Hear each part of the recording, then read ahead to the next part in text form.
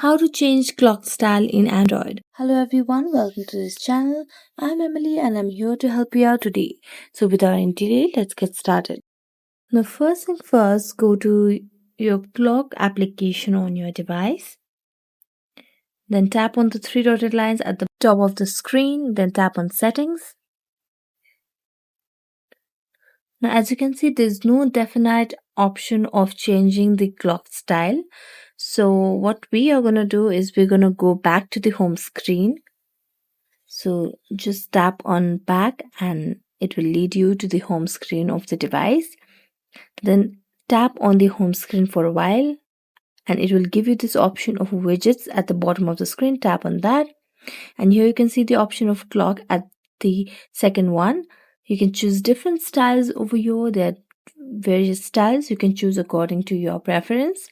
So here I'm selecting this one and there you go.